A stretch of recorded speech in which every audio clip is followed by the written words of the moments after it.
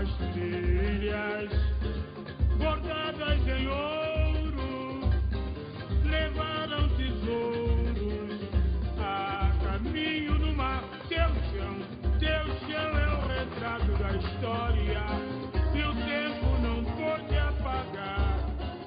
Hoje eu descubro a beleza que faz a riqueza voltar.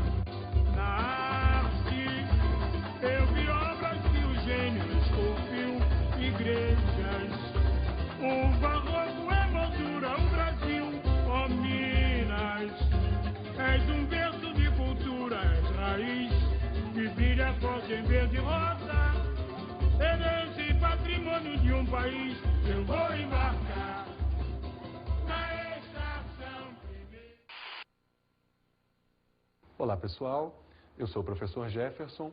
Você viu há pouco o samba enredo da Escola Mangueira do Rio de Janeiro, samba enredo do ano de 2004. Ele fazia uma referência ao ciclo do ouro, ao século XVIII brasileiro. É exatamente esse século que nós vamos estudar hoje, século de extrema relevância histórica. Você percebe que ele é recorrente em sambas enredo e representações. É desse período que surgem artistas importantíssimos para o Brasil, como o Aleijadinho, Tomás Antônio Gonzaga, Cláudio Manuel da Costa. Nós vamos falar sobre o século XVIII e, inicialmente, vamos falar sobre a administração da economia aurífera, da exploração de ouro no Brasil. Mas para administrar esse ouro, inicialmente nós temos que encontrá-lo. Então, vamos começar falando sobre a descoberta das primeiras minas de ouro no Brasil.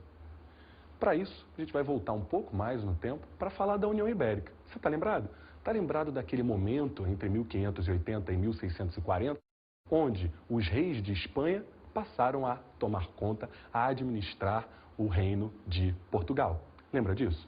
Bem, a própria dominação espanhola sobre o reino de Portugal já gerava a crise do Império Português. Mas também, durante esse período de União Ibérica, ocorreram uma série de invasões de estrangeiros, principalmente holandeses, que se estabeleceram no litoral nordestino. Na verdade, esses invasores se aproveitaram da fragilidade do Império Português, a fragilidade e a grandiosidade, de maneira que, quando os holandeses se retiraram, por volta de 1654, só restou para Portugal, basicamente, o Brasil, que, segundo o jesuíta Antonil, no seu livro Cultura e Opulência do Brasil, o Brasil passou a ser a vaca leiteira do Império Português, o responsável pelo sustento do Império Português. Bem, esses holandeses, quando foram expulsos, acabaram se estabelecendo em ilhas nas Antilhas. Se estabeleceram ilhas como Aruba, Curaçao, e lá também produziram açúcar. E essa produção acabou gerando uma crise da lavoura açucareira no Brasil, devido à concorrência internacional, à elevação da quantidade de açúcar no mercado internacional. Percebe, então, que esse século XVII, esse 1650, é extremamente problemático para o Império Português. União Ibérica, dominação estrangeira, em perda de territórios por causa das invasões estrangeiras, por volta de 1650. Então, decadência da economia açucareira, você percebe, então, que o Império Português está numa situação muito difícil. Qual é a saída? A saída foi exatamente a procura por metais preciosos no Brasil. Todo mundo passou a ver na possibilidade de descobrir metais preciosos, aquela possibilidade de sair da crise. Não só o Império Português, mas também particulares, bandeirantes. Esses bandeirantes passaram a buscar metais preciosos até para conseguir sobreviver, encontrar uma forma de sustento. E você sabe, né? O ditado, quem procura acha.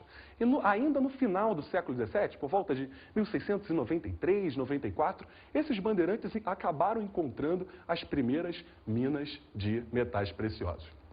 Quando as primeiras notícias de descoberta de metais preciosos chegaram a Portugal, ainda logo no início do século XVIII, muitos portugueses migraram para a região das Minas Gerais. É claro, todo mundo está tentando superar essa grave crise do século XVII.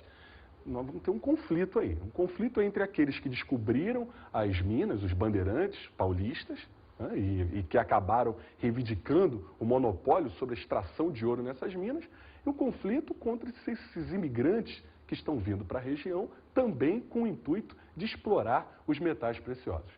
Esse conflito ficou conhecido como a Guerra dos Emboabas.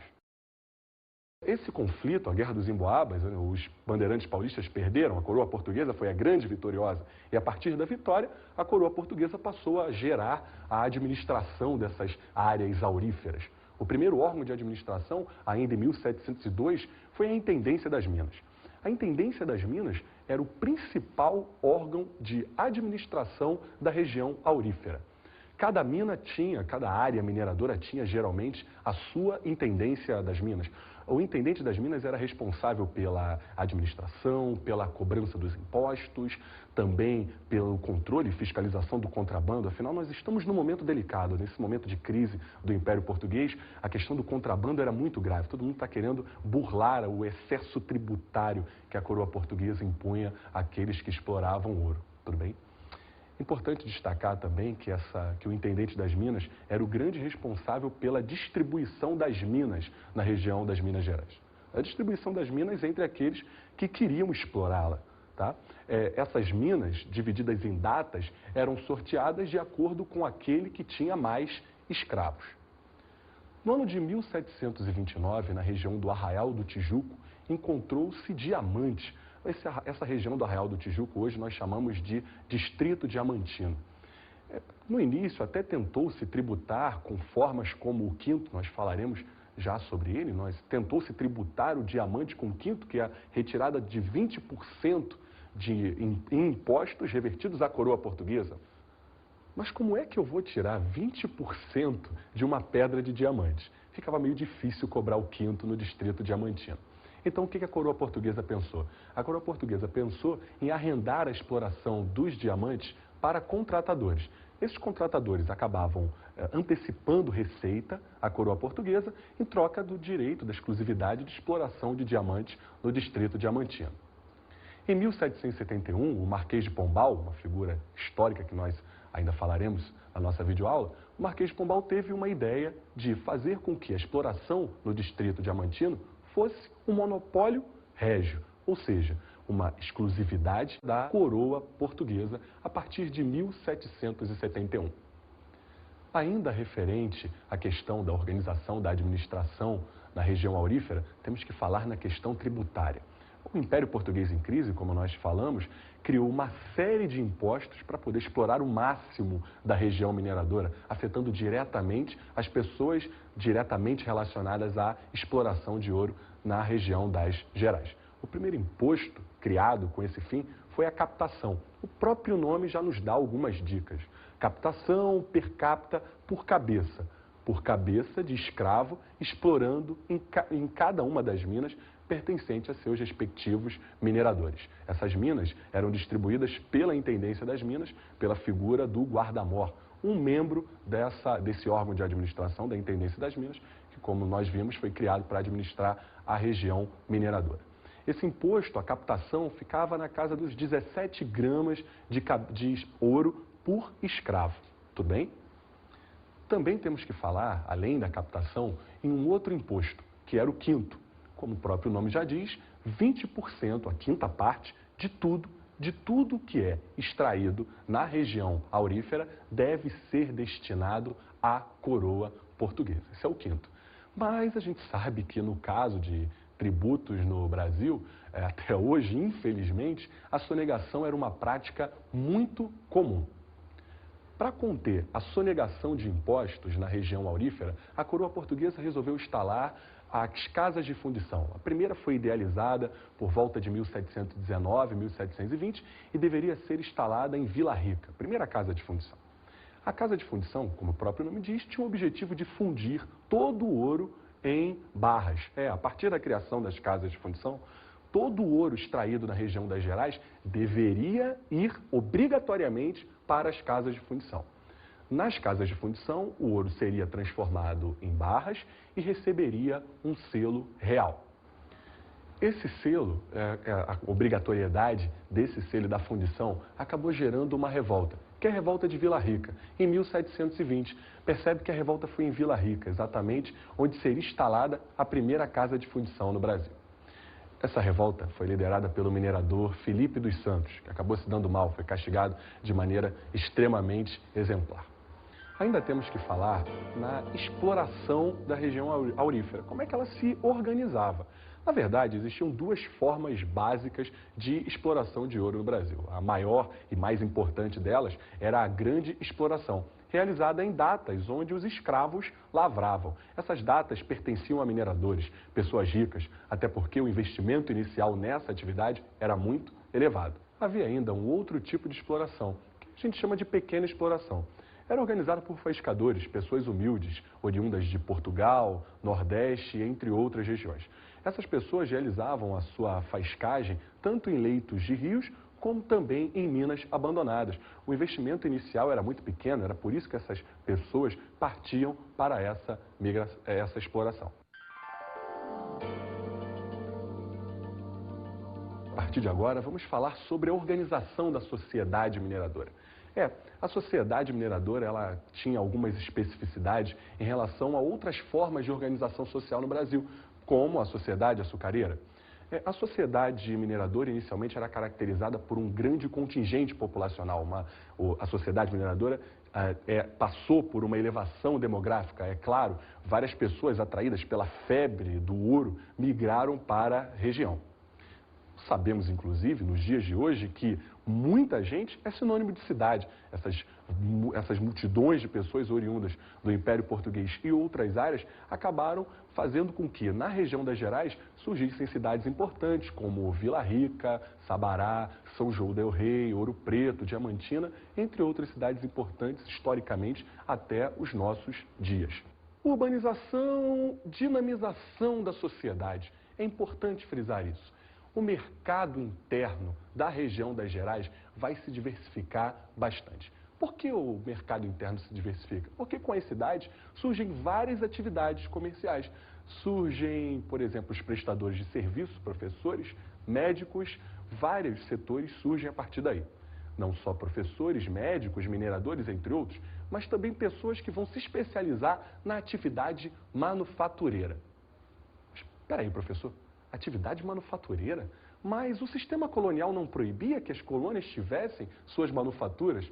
Foi exatamente prestando atenção nisso que a rainha Maria I de Portugal, no ano de 1785, lançou o alvará de proibição das atividades industriais. Na colônia, claro. Inclusive, essa proibição tinha o objetivo de fazer com que a colônia não desenvolvesse suas manufaturas. Logo, não faria concorrência com os produtos oriundos da metrópole. Afirmava-se assim as regras firmes do mercantilismo e do sistema colonial. A mobilidade social e o desenvolvimento de uma classe média na região das Gerais também é uma característica da sociedade mineradora. Isso aí. Por causa desses comerciantes, professores, médicos, músicos, todos esses grupos que surgem na região mineradora no século XVIII por conta das cidades, esses grupos pertencentes geralmente à classe média fazem com que esse setor na sociedade mineradora se desenvolva. Tudo bem? A questão da mobilidade social era importante. Em sociedades como a sociedade açucareira era muito difícil o pequeno proprietário virar latifundiário, ou seja, obter uma ascensão social. Porém, na sociedade mineradora era mais fácil. De repente, o pequeno minerador juntava uma quantidade de metais razoável e abria um negócio, ou seja, ele ascendia socialmente. Essa possibilidade é muito maior na sociedade mineradora do que em outras sociedades. O século do ouro, o século XVIII no Brasil é muito importante artisticamente. E isso é por causa da classe média que se desenvolve. A classe média, os filhos da classe média que vão estudar nas melhores universidades europeias e trazem para o Brasil estilos literários, como o arcadismo de Tomás Antônio Gonzaga, o arcadismo de Cláudio Manuel da Costa, Alvarenga Peixoto, entre outros artistas. Além desses artistas, temos que falar também na figura do célebre Aleijadinho. O Aleijadinho, que foi responsável pela difusão da arte barroca na região das Gerais, com as suas esculturas, as suas decorações nas igrejas da região das Gerais. Nós temos, inclusive, a imagem, para que você acompanhe, a imagem de uma das obras, o Davi, o profeta Davi, de Aleijadinho, para você visualizar o estilo barroco presente na região das Gerais. essa classe média que está se intelectualizando lá fora, ela não só traz estilos literários não, hein?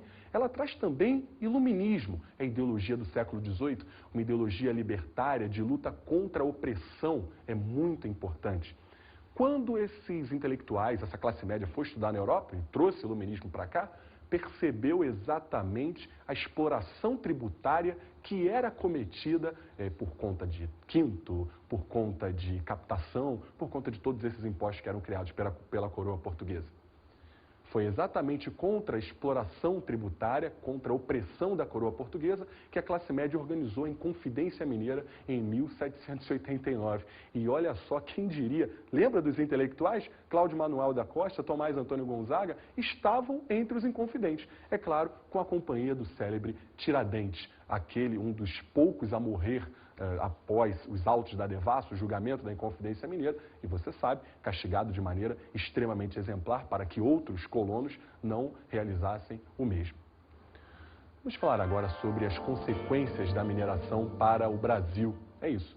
A primeira grande consequência da mineração para o Brasil foi a transferência do eixo econômico para o Centro-Sul. O eixo econômico que até então sempre esteve no Nordeste por causa da economia açucareira. Agora, esse eixo encontra-se no Centro-Sul, entre Rio de Janeiro e Minas Gerais, as áreas que vão passar a ser as áreas mais importantes após o advento da mineração. Uma outra consequência muito importante também é a expansão territorial. Por quê? Porque com a mineração serão ocupadas áreas no interior do Brasil, áreas como Minas Gerais, mas não só Minas Gerais, hein? O Centro-Oeste também. Goiás, Mato Grosso do Sul, são áreas que a mineração ajudou a ocupar, interiorizando a ocupação portuguesa na América. Também é importante destacar uma outra consequência muito importante, que foi a transferência da capital de Salvador para o Rio de Janeiro, uma medida do Pombal. Nós falaremos sobre ele ainda hoje, no ano de 1763. Agora, por que transferir a capital para o Rio de Janeiro? É simples. O Rio de Janeiro era a principal rota de escoamento da produção aurífera. Minas Gerais não tem porto. Você sabe um pouquinho da geografia do Brasil. Minas Gerais não tem porto, então a produção de minérios em direção a Portugal deveria obrigatoriamente passar pelo Rio de Janeiro. E o que o Pombal queria era ampliar o controle sobre esse escoamento, evitando saques e evitando qualquer tipo de contrabando nesse meio do caminho. É importante também destacar para onde será que foi o ouro do Brasil, né? O destino desse ouro do Brasil. Mas antes nós vamos consultar a galera, vamos ver o que a galera sabe sobre esse assunto. Roda aí. Como assim ouro? O ouro, a pedra. Não sei. Era uma falta de vergonha. Me conta uma coisa, onde é que foi parar o ouro do Brasil? Em qualquer lugar, menos no Brasil. A coroa portuguesa, né? Quando invadiu o Brasil, na colonização, pegou e levou tudo. E você acha que foi pra onde? Não sei. Faltou essa aula? Faltei. Não sei. Mas nem ideia. Sei lá, Portugal. Por que foi pra Portugal? Porque o Brasil era colônia de Portugal, daí era explorado por Portugal. Não foi que nem Estados Unidos. Estados Unidos não foi colônia de exploração, foi colônia mesmo. Será que o ouro acabou? Acabou. Tem no norte, mas se tiver, não é da gente. Você viu a opinião da galera lá da rua. Bem, vamos falar para onde foi o ouro do Brasil. Bem, obrigatoriamente o ouro, a maioria desse ouro tem obrigatoriamente que ir para Portugal. Esse ouro, oriundo dos excessos tributários, da captação, do quinto e todos esses impostos que foram criados. Esse ouro tem que ir para Portugal. O problema é depois, né? Depois de Portugal, para onde ele vai? A Inglaterra, no ano de 1703, assinou o Tratado de Methuen.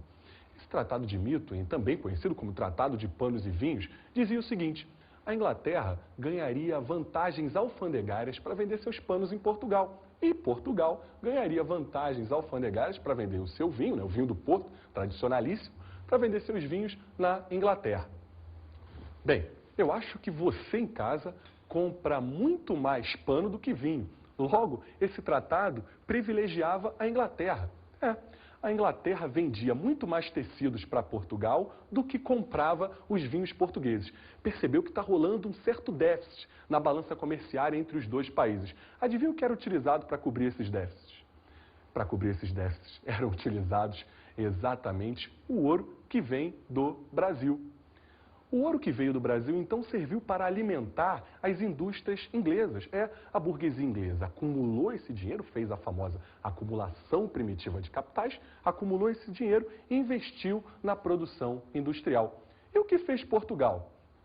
Portugal comprou e muito. Comprou para sustentar o luxo da vida em Portugal, da nobreza portuguesa. Isso. É por isso que a gente diz, inclusive, que o ciclo do ouro, a mineração, deixou muitos buracos. Os buracos no Brasil, buracos oriundos da exploração. Deixou também igrejas em Portugal e indústrias na Inglaterra. Percebe que quando Portugal compra muitos produtos ingleses, produtos a um preço baixo por causa da modernização da produção lá na Inglaterra, a gente chama esse processo de revolução industrial, não é isso?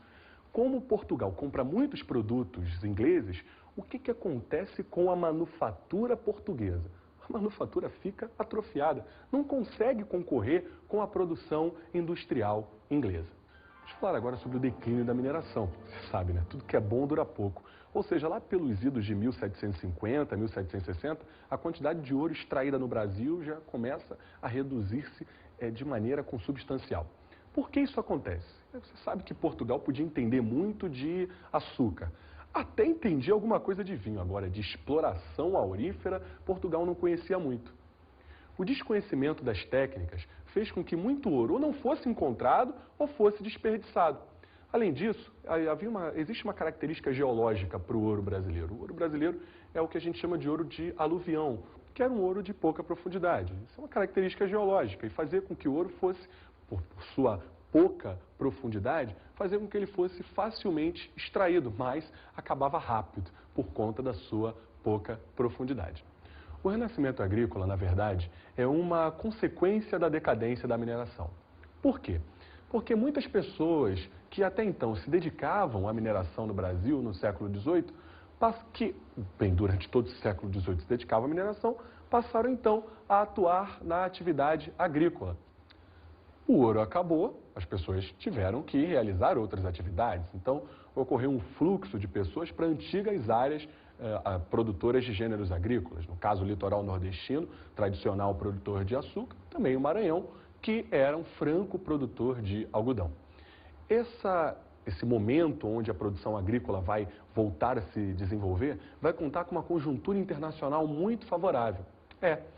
No caso, nós temos que mencionar a independência das 13 colônias, o processo de criação dos Estados Unidos de hoje. Os Estados Unidos eram um grande concorrente na produção algodoeira em relação ao Brasil. A Guerra de Independência não só paralisou a produção de algodão nas 13 colônias inglesas, como também dificultou a venda desse algodão das 13 colônias para a Inglaterra, afinal as duas regiões estão em guerra, que é a Guerra de Independência. A Inglaterra passou a comprar algodão do Maranhão, o que estimulou bastante a produção do algodão nessa região. A produção açucareira no Nordeste também contou com uma conjuntura internacional bastante favorável. Foi a Guerra de Independência do Haiti, onde escravos, mestiços, enfim, lutaram não só contra a escravidão, mas também em prol da independência política. Essa guerra, a Guerra de Independência do Haiti, também dificultou, paralisou a produção açucareira nas Antilhas, que era o grande concorrente do Brasil nessa época, de final do século XVIII. E isso aí vai agradar muitos produtores aqui do Nordeste brasileiro que vão se sentir estimulados a produzir açúcar para o mercado internacional. Vamos falar agora sobre uma figura extremamente importante da história do Império Português, Marquês de Pombal. É a época pombalina, a era pombalina, que dura de 1750 até 1777. O Marquês de Pombal, também chamado de Sebastião José de Carvalho e Melo, era ministro do rei Dom José I.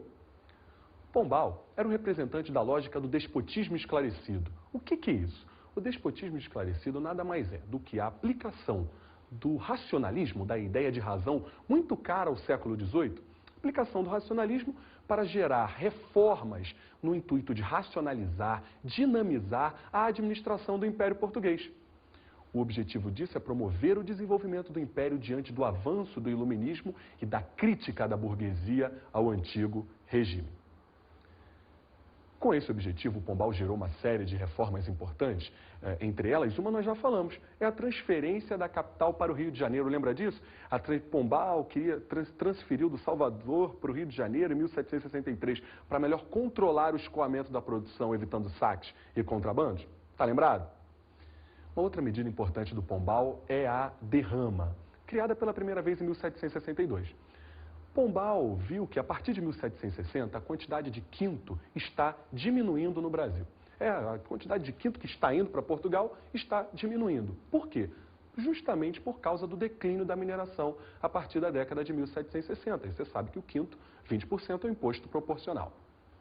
Só que Pombal queria 100 arrobas, aproximadamente 1,5 tonelada em quinto. 1,5 tonelada de ouro em quinto era o que Pombal queria, só que com o declínio da mineração nós não estávamos chegando às 100 arrobas. Qual foi a solução encontrada por Pombal? Criar uma cota fixa de 100 arrobas anuais. O quinto tinha que dar 100 arrobas. Mas, professor, no momento de declínio, o quinto só está dando 85. A diferença era cobrada através da derrama. Recapitulando, a derrama é a cobrança da diferença entre as 100 arrobas que Pombal queria e o que o quinto conseguiu. A derrama era cobrada de maneira extremamente violenta, com os dragões, as tropas portuguesas, invadindo casas, saqueando tudo que encontravam pela frente. Inclusive, a derrama é uma das causas da Inconfidência Mineira de 1789. Uma outra medida do Pombal é a criação de companhias de comércio, como a Companhia de Comércio do Grão-Pará e do Maranhão e de Pernambuco e Paraíba. Essas companhias de comércio tinham o objetivo de monopolizar o comércio na região. Com isso, Portugal garantia a elevação da exploração sobre essas regiões. Em 1759, o Pombal expulsou a Companhia de Jesus do Império Português. A Companhia de Jesus, um dos grandes agentes de colonização do Império Português. Portugal expulsou a Companhia de Jesus do Império. Na verdade, o Pombal disse que utilizou a Guerra Guaranítica como um argumento para expulsar os jesuítas. Na Guerra Guaranítica, não sei se vocês estão lembrados, mas na Guerra Guaranítica, Portugal enfrentou a Companhia de Jesus porque essa se recusava a se retirar da região dos Sete Povos, que era uma colônia fundada por jesuítas espanhóis, que com o Tratado de Madrid deveria passar para o Império Português. Por causa da Guerra Guaranítica, Portugal disse: jesuítas fora do Império Português. O que, na verdade, Pombal queria era eliminar a influência política dessa companhia dentro do Império. Mas espera lá, professor, eu sei que a Companhia de Jesus era responsável pelo ensino na colônia. Se eles foram expulsos, o que aconteceu com o ensino no Brasil? Adivinha? O ensino no Brasil, a partir de agora, passou a ser um ensino laico, ou seja, controlado pelo Estado português e não mais por instituições religiosas. Isso é uma consequência da expulsão da Companhia de Jesus do Império Português. Bem, Pombal também acabou com o sistema de capitanias hereditárias no ano de 1759. O sistema de capitanias hereditárias, que na verdade já vinha em crise desde mesmo da sua criação, foi finalizado em 1759, ou seja, todo o Brasil passou a ser administrado não por donatários, não por particulares, mas diretamente pela coroa portuguesa. Pombal ainda deu estímulos à agromanufatura portuguesa e perseguiu elementos importantes da nobreza portuguesa. Porém, em 1777, com a morte do Dom José I, o Marquês de Pombal foi demitido do cargo após a ascensão da rainha Dona Maria I. O que não significa que as práticas pombalinas foram extintas em sua maioria, porque no Brasil as restrições mercantilistas impostas pelo Pombal continuam e ainda se ampliam. Se ampliam por causa do alvará de 1785. Nós já falamos sobre ele. Aquele alvará que proibia as atividades industriais e manufatureiras no Brasil. Agora vamos fazer uma breve análise sobre a literatura do ouro, sobre as recorrências da literatura referente ao século do ouro no Brasil. Vamos falar de um livro, um texto, Cartas Chilenas, do autor Tomás Antônio Gonzaga, membro daquela classe média que nós já falamos há pouco. No texto Cartas Chilenas, o Tomás Antônio Gonzaga se refere às atrocidades do Fanfarrão Minésio, que na verdade foi um pseudônimo que ele utilizou para se referir ao governador das Minas Gerais. Vamos ao texto então? Agora, fanfarrão, agora falo contigo e só contigo. Por que causa ordenas que se faça uma cobrança tão rápida e tão forte contra aqueles que ao erário só devem tênues somas? Não tens contratadores que ao rei devem?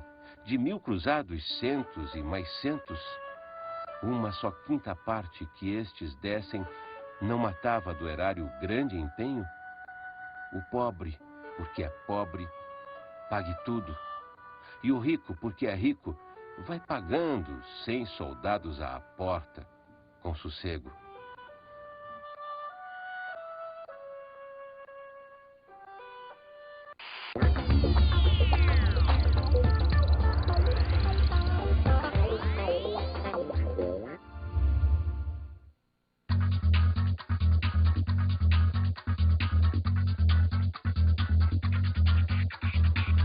Entre as dicas de estudo, gostaria de destacar o título do Eduardo Galeano, As Veias Abertas da América Latina, da editora Paz e Terra.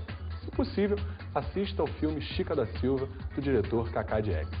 A gente fica por aqui, nossa videoaula acabou, a gente se vê. Tchau!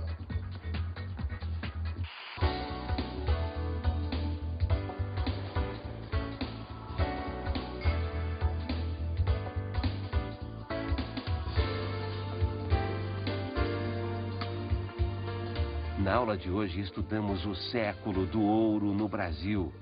Falamos sobre a administração da economia aurífera. Na administração da economia aurífera, tivemos a criação de órgãos como a Intendência das Minas e o Distrito Diamantino, além da exploração tributária, da captação e do quinto. Vimos as consequências da mineração. Entre as consequências mais importantes da mineração, destacamos a expansão territorial, a elevação demográfica, além da transferência da capital para o Rio de Janeiro em 1763. E aprendemos sobre a Era Pombalina. Marquês de Pombal foi responsável por importantes medidas como a derrama, a expulsão da Companhia de Jesus, a transferência da capital para o Rio de Janeiro e a extinção do sistema de capitanias hereditárias no Brasil. Bons estudos!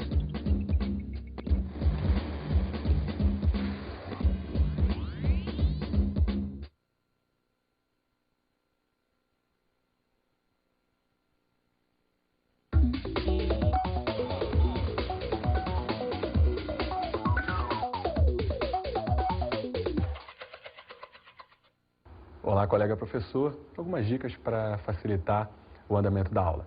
Concentre-se em focos importantes como a busca de metais preciosos, a organização da administração da região das Minas Gerais. Não deixe de falar na questão dos impostos, que é muito importante. Ainda em relação à Era Pombalina, mostre sempre essa relação, né? Se por um lado é racionalização da administração do Império Português, por outro lado é ampliação das restrições mercantilistas. O resto é com você. Boa aula!